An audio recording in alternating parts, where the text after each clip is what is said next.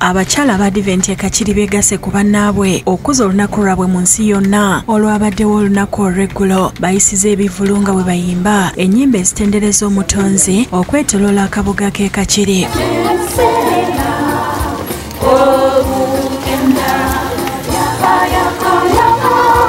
Nga bakulembeddwa Pauline Kasasa basabidde eggwanga libukalemu emirembe era basiimye abo bonna abavuddeyo okulwanirira bannaabwe abatalina bwogerero. Twagala okwebaza abakristaayo mu masinzi ag'enjawulo okujja okwegatta awamu ku Kakiri nga tukuza olunaku luno olw'abakyala. N'ekigendererwa ky'okukubiriza abakyala bonna okwekwata Katonda nga tukozesa ekyokulwanyisa ku kimu nga kwe kusaba. N'abakyala beegattira mu kibiina kya Green Aviate Africa badduukiridde bannaabwe abalina abaana baliko obukosefu ku bwongo kiyite cerebral palsy nga bakoze olunaku lwabwe. Ngabire Elizabeth akulira ekibiina kino agamba basazeewo okuyamba bannaabwe bano kubanga bayita mu mbeera nzibu okukoza abaana bano nga n'oluusi abamu babbaabwe babaddukako. Abaana bano bali 211 nga abaana bano tebalina we basula, abazadde abamu bali ku ddagala, tebalina mmere, tebalina nju, era nga tukuba omulanga eri eggwanga eri pulezidenti waffe ow'eggwanga,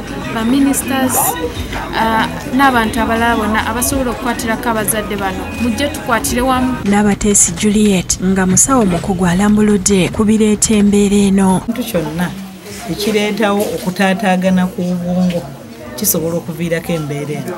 Singa omukazi agenda leeti mu ddwaliro n'atagendayo nga bukyali, kitegeeza ebirungo ebyo ebya iron ebikola ebiri responsible for brain and spine formation agenda bimisinga. Oluvannyuma babawadde ebikozesebwa mu bulamu obwa bulijjo n'ebyokulya okubawewulako. Sinze zekka naye tuli bangi abazadde abalina abaana abaliko obulemu tusanga obuzibu kubanga kati omwana oyo bw'oba omutuddeko tolina kye weekolera. Gavumenti eteekemu abasomesa abasawo nti bano abaana mu nsi gye bali babayigiriza engeri gye babakwata.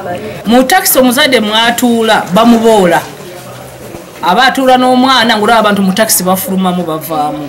Yeetaaga standing frame,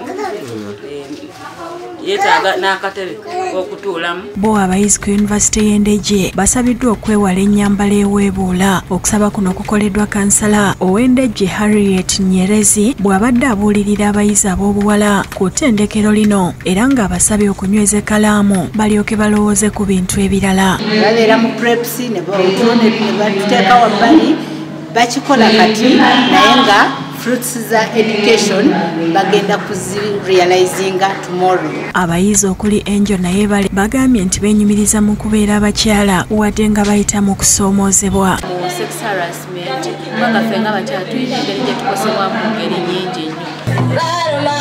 Ye Eva Masiko akubiriza abazadde okuba ekyokulabirako eri abaana baabwe. Abyogeredde ku ssomero lya Ndejje Secondary School bw'abadde abuulirira abayizi abawala mu kukuza olunaku lw'abakyala. Abasabye okuba bagumiikiriza basobole okutuukiriza ebirooto byabwe. Mugume mukole musome kubanga ebirungi mujja byetuusaako mmwe mwekka. Temweraliikirira kubatuusaako Katonda buli omu alina kye yamuteekamu. Kuliddemu enteekateeka Marion Muwanguzi agambye nti kyankizo nnyo okuteekateeka abaana ku lw'eggwanga eddungi. N'olwekyo tutendeka omwana okubeera omukyala ow'amaanyi anaasobola okwenyumirizaawo mu nsi eno era anaasobola okukola ebyo ebisaanidde.